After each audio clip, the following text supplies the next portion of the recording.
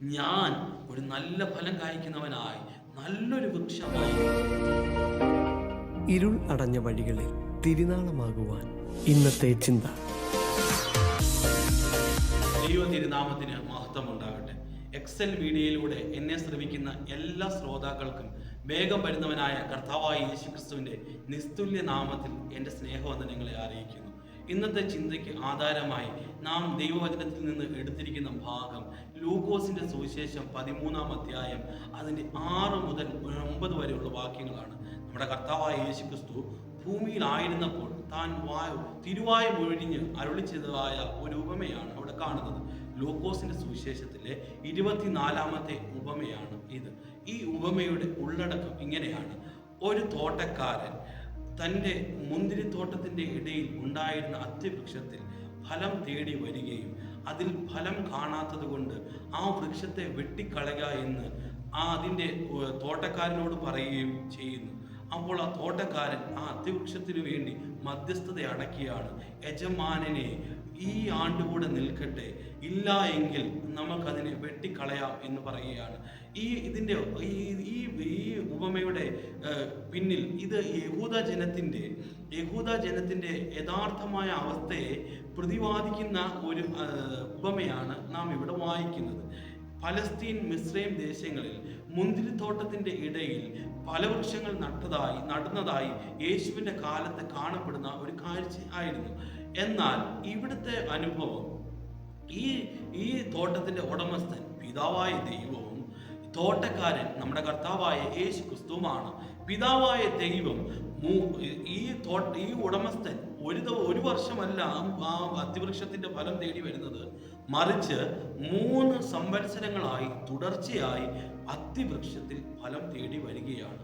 എന്നാൽ ആ അത്തിവൃക്ഷത്തിൽ ഒരു ഫലവും കാണാതെ വരുന്നതിനാൽ ആ വൃക്ഷത്തെ നിഷ്ഫലമാക്കി കളയുവാൻ, നിലത്തെ തന്നെ നിഷ്ഫലമാക്കി കളയുന്നു. ആയതിനാൽ അതിനെ വെട്ടിക്കളയുക എന്ന് ഉടമസ്ഥൻ പറയുന്നതായി നമുക്കിവിടെ കാണുവാൻ കഴിയും. പ്രിയമുള്ളവരെ, നാമും ഒരു വൃക്ഷത്തിന് തുല്യമാണ്. നമ്മിൽ നിന്നും ദൈവം ആത്മീയ ഫലങ്ങൾ ആഗ്രഹിക്കുന്നു. ദൈവം നമ്മളിൽ നിന്നും അത് പ്രതീക്ഷിക്കുന്നു. എന്താണ് ഒരു വൃക്ഷത്തിൻ്റെ ഫലം? അതുപോലെ തന്നെയാണ് ഒരു ആത്മീയന്റെ ജീവിതത്തിൽ കാണപ്പെടേണ്ടതായ ആത്മീയ ഫലങ്ങൾ. ഗലാത്യരുടെ ലേഖനത്തിൻ്റെ 5:22-23 അപ്പോസ്തലനായ പൗലോസ് ശ്ലീഹ ഇപ്രകാരം പറയുന്നു: ആത്മാവിൻ്റെ ഫലമോ സ്നേഹം, സമാധാനം, ദയ, ദീർഘക്ഷമ, പരോപകാരം, വിശ്വസ്തത, സൗമ്യത, ഇന്ദ്രിയ ജയം, ഇങ്ങനെ 9 കൂട്ടം ആത്മീയ ഫലങ്ങളെ കുറിച്ച് പറയുന്നുണ്ട്. മാനസാന്തരത്തിന്റെ യോഗ്യമായ ഫലം കായ്പീനെന്നും ദൈവവചനത്തിൽ കാണുന്നു. ഇങ്ങനെ നാം അനുദിനം ഫലം കായ്ക്കണമെന്ന് ദൈവം നമ്മളെക്കുറിച്ച് വാഞ്ചിക്കുന്നു. ഓർക്കുക, ഒരു വൃക്ഷത്തിന്റെ ഫലം അത് മറ്റുള്ളവർക്ക് അനുഗ്രഹമാണ്. ആ വൃക്ഷം തന്നെ അതിൻ്റെ ഫലം തിന്നുന്നില്ല. ഇപ്പോൾ ഉദാഹരണമായി ഒരു ആപ്പിൾ മരത്തിൽ നമ്മൾ ചെന്ന് കഴിഞ്ഞാൽ അതിൻ്റെ ഫലം അനുഭവിക്കുന്നത് അത് ആപ്പിൾ മരമല്ല, മറിച്ച് ആ ഫലത്തിൻ്റെ നന്മകൾ അനുഭവിക്കുന്നത് മറ്റുള്ളവരാണ്. അതേപോലെയാണ് നമ്മുടെ ആത്മീയമായ നന്മകളും നമ്മളിൽ പകർന്നിരിക്കുന്ന ആത്മീയ ഫലങ്ങളും നമ്മളിൽ തന്നെ ഒതുങ്ങി തീരുവാനുള്ളതല്ല, മറ്റുള്ളവരെ സന്തോഷിപ്പിക്കുന്നതും മറ്റുള്ളവർക്ക് ഫലം കൊടുക്കത്തക്കതുമാണ് എന്ന് നാം ഓർക്കണം. പിന്നീട് നാം ഇവിടെ കാണുന്നത്, അവിടെ തോട്ടക്കാരൻ പറയുന്നുണ്ട്, ഞാൻ അതിന് ചുറ്റും കിളച്ച് വളവിടുവോളം ഈ ആണ്ടുകൂടെ നിൽക്കട്ടെ. പ്രിയമുള്ളവരെ, ഒരു വർഷത്തിന്റെ അവസാനത്തിൽ നാം എത്രയോ വട്ടം കേട്ടിട്ടുള്ളൊരു വാക്യമാണിത്. ഈ ആണ്ടുകൂടെ നിൽക്കട്ടെ, ഞാൻ അതിന് ചുറ്റും കിളച്ച് വളവിടുവോളം ഈ ആണ്ടുകൂടെ നിൽക്കട്ടെ. കർത്താവായ യേശു ക്രിസ്തു പിതാവിൻ്റെ സന്നിധിയിൽ നമ്മളെക്കുറിച്ച് മധ്യസ്ഥത അണയ്ക്കുന്നതാണ്. ദൈവത്തിൻ്റെ കോപം, പിതാവിൻ്റെ കോപം, ആ ആത്മീയ ഫലങ്ങളില്ലാതെ ശൂന്യമായിരിക്കുന്ന നമ്മുടെ അവസ്ഥയിൽ ദൈവം നമ്മളോട് കോപിക്കുമ്പോൾ പുതിയ നിയമത്തിൻ്റെ മധ്യസ്ഥനായ യേശു ക്രിസ്തു ഇപ്രകാരം പറയുകയാണ്: ഓ പിതാവേ, ഈ വർഷം ഇവിടെ നിൽക്കട്ടെ, ഞാൻ അതിന് ചുറ്റും കിളച്ച് വളവിടുവോളം ഈ ആണ്ടുകൂടെ നിൽക്കട്ടെ എന്ന്.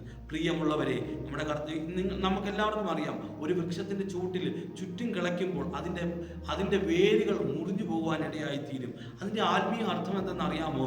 ഈ നമ്മുടെ ഉള്ളിൽ ചില വേരുകൾ മുറിഞ്ഞാൽ മാത്രമേ ആ വൃക്ഷത്തിന് ആ നൽകുന്നതായ വളം വേഗത്തിൽ തന്നെ ഉപയോഗിക്കുവാൻ കഴിയുകയുള്ളൂ. അതുപോലെ തന്നെ നമ്മളിൽ കാണപ്പെടുന്ന ചില വേരുകൾ മുറിഞ്ഞാൽ മാത്രമേ യഥാർത്ഥമായ ദൈവം ആഗ്രഹിക്കുന്ന ഒരു ഫലം നമ്മളിൽ നിന്ന് പുറപ്പെടുവിക്കുവാൻ കഴിയുകയുള്ളൂ. ദൈവത്തിന് സ്തോത്രം. ഒന്നാമതായി നാം കാണുന്നത് 1 തിമോത്തിയോസ് 6:10. അത് ഇംഗ്ലീഷിൽ ഇങ്ങനെ വ്യക്തമായിട്ട് എനിക്ക് എഴുതിയിരിക്കുന്നു. Love of money is the root of all evil എന്ന്. ദ്രവ്യാഗ്രഹം സകലവിധ തിന്മകളുടെയും ഉറവിടമാണ്. അതിൻ്റെ വേരാണ് ദ്രവ്യാഗ്രഹം. ആ ദ്രവ്യാഗ്രഹം എന്ന വേര് കർത്താവായ യേശു ക്രിസ്തു നമ്മുടെ ചുറ്റും കളിക്കുമ്പോൾ മുറിഞ്ഞു പോകുവാൻ ഇടയായി തീരട്ടെ. രണ്ടാമത് എബ്രായ ലേഖനം 12:5 വല്ല കയ്പുള്ള വേരിനെ കുറിച്ച് അവിടെ പറയുന്നു. നമ്മുടെ ഉള്ളിൽ മറ്റുള്ളവരോട് സമാധാനമായിരിക്കാതെ വണ്ണം, മറ്റുള്ളവരോട് നാം സന്തോഷമായി ഇരിക്കാതെ വണ്ണം നമ്മുടെ ഉള്ളിൽ പിണക്കത്തിൻ്റെ വേര് ചിലപ്പോൾ ഉണ്ടായിരുന്നിരിക്കാം, ശാഠ്യത്തിൻ്റെ വേര് ചിലപ്പോൾ ഉണ്ടായിരിക്കാം, വൈരാഗ്യത്തിൻ്റെ വേര് ചിലപ്പോൾ ഉണ്ടായിരിക്കാം. ഇങ്ങനെയുള്ള വേരുകൾ നമ്മളിൽ കാണപ്പെടുന്നുവെങ്കിൽ യഥാർത്ഥമായ ഒരു ഫലം തരുവാൻ, ഒരു ഫലം പുറപ്പെടുവിക്കുവാൻ, ദൈവം ആഗ്രഹിക്കുന്ന ഒരു ഫലം പുറപ്പെടുവിക്കാൻ നമുക്ക് കഴിയുന്നതല്ല. എന്നെ കേൾക്കുന്ന പ്രിയമുള്ളവരെ, ഈ ദിവസം നമുക്കൊന്ന് ചിന്തിക്കാം. നമ്മുടെ ഉള്ളിൽ ഏത് തരത്തിലുള്ള വേരാണ്? ദ്രവ്യാഗ്രഹം എന്ന വേര് നമുക്കുണ്ടോ? അല്ല എങ്കിൽ മറ്റുള്ളവരോട് പിണക്കം, സമാധാനം ആചരിക്കാതെ കയ്പുള്ളതായ വേര് നമ്മളിൽ ഉണ്ട് എങ്കിൽ ആ വേരുകളെല്ലാം ഇന്നത്തെ ദിവസം മുറിഞ്ഞു പോകാനിടയാകട്ടെ. മുൻപേ അവൻ്റെ രാജ്യവും നീതിയും അന്വേഷിപ്പിൻ, അതോടുകൂടി നമുക്കെല്ലാം ലഭിക്കുമെന്ന് ദൈവത്തിൻ്റെ വാഗ്ദത്തമുള്ളപ്പോൾ നാം ദ്രവ്യാഗ്രഹത്തിന് മുൻപായി ഈ ലോകത്തിൻ്റെ ധനത്തിന് മുൻപേ പുറകെ ഓടേണ്ട കാര്യമേ ഇല്ല. നമ്മുടെ കർത്താവ് നമുക്ക് വേണ്ടി സകലതും ഒരുക്കി വെച്ചിട്ടുണ്ട്. ദൈവത്തിൽ മാത്രം ആശ്രയിച്ചുകൊണ്ട് നമുക്ക് ജീവിക്കാൻ ഇടയാകട്ടെ. ഇങ്ങനെ വേര് മുറിഞ്ഞതിന് ശേഷം ആ വൃക്ഷം നല്ലവണ്ണം വളം എടുക്കുവാൻ ഇടയായി തീരും. അവിടെ പറയുന്നുണ്ട്, തോട്ടക്കാരൻ പറയുന്നുണ്ട്, ഞാനതിന് ചുറ്റും കിളച്ച് വളമിടുവോളം. ആ വളം എന്താണ്? അത് ദൈവവചനമാകുന്ന വളമാണ്. അനുദിനം ഫലം കായ്പാൻ കർത്താവായ യേശു ക്രിസ്തു നമുക്ക് ദൈവവചനം തന്നിരിക്കുന്നു. ദൈവത്തിന്റെ കൃപ നമുക്ക് തന്നിരിക്കുന്നു. ഈ ദുഷ്ടലോകത്തിൽ നാം വിശുദ്ധരായി ദൈവത്തിന് തക്ക ഫലം നൽകുന്നവരായി തീരുവാൻ ദൈവത്തിന്റെ കൃപ നമുക്ക് തന്നിരിക്കുന്നു. അതുകൂടാതെ പരിശുദ്ധാത്മാവിന്റെ ശക്തിയും നമുക്ക് തന്നിരിക്കുകയാണ്. ദൈവത്തിന് നന്ദിയോടെ സ്തോത്രം. നല്ല ഫലം കായ്ക്കുന്ന വൃക്ഷങ്ങളായി നമുക്ക് തീരുവാൻ ഇടയായി തീരും. അവിടെ ഒരു ന്യായവിധിയുടെ ശബ്ദം കേൾക്കുന്നുണ്ട്. മേലാൽ കായ്ച്ചില്ല എങ്കിൽ അതിനെ വെട്ടിക്കളയാം. ദൈവത്തിന് സ്തോത്രം. മത്തായിയുടെ സുവിശേഷം 3-ാം അധ്യായത്തിൽ മരുഭൂമിയിൽ നിന്ന് യോഹന്നാൻ സ്നാപകൻ ഇങ്ങനെ വിളിച്ചു പറയുന്നു, നല്ല ഫലം കായ്ക്കാത്ത വൃക്ഷത്തെയൊക്കെയും വെട്ടി തീയിൽ ഇടും. ആ തീ നരകത്തിലേക്കുള്ള യാത്രയാണ്. ആ തീ നരകത്തിന്റെ തീയാണ്. എന്നാൽ നമ്മളിൽ ദൈവം ആഗ്രഹിക്കുന്നത് നല്ല ഫലങ്ങൾ പുറപ്പെടുവിച്ച് നിത്യമായി കർത്താവിനോടുകൂടെ ഇരിക്കുവാൻ വേണ്ടിയാണ്. എന്നെ ശ്രമിക്കുന്ന പ്രിയമുള്ളവരെ, ഈ ദിവസത്തിൽ നമുക്ക് തന്നെ ഒന്ന് ഓർക്കാം. ഈ 2025 ഏകദേശം 30% സമയം നമ്മളെ വിട്ട് കടന്നുപോയിരിക്കുകയാണ്. ഈ 30% സമയങ്ങളിൽ നമുക്ക് ചിലപ്പോൾ നല്ല ഫലം കായ്പാനിടയായിരുന്നില്ല എന്നിരിക്കാം. എന്നാൽ ഇനിയുള്ള ദിവസങ്ങളിൽ നമ്മളെത്തന്നെ നമുക്കൊന്ന് സമർപ്പിക്കാം. കർത്താവേ, ഞാൻ ഒരു നല്ല ഫലം കായ്ക്കുന്നവനായി, നല്ലൊരു വൃക്ഷമായി തീരുവാനിടയാകണമേ. വേറൊരു അത്തിവൃക്ഷത്തെ കുറിച്ച് പറയുന്നുണ്ട്. ആ അത്തിവൃക്ഷത്തിൽ ഇല തളർത്ത് നിൽക്കുന്നു, ഇല ധാരാളം ഉണ്ടായിരുന്നു. എന്നാൽ യേശു ചെന്ന് ഫലം തിരിയുന്നു, അവിടെ ഒരു ഫലവുമില്ല.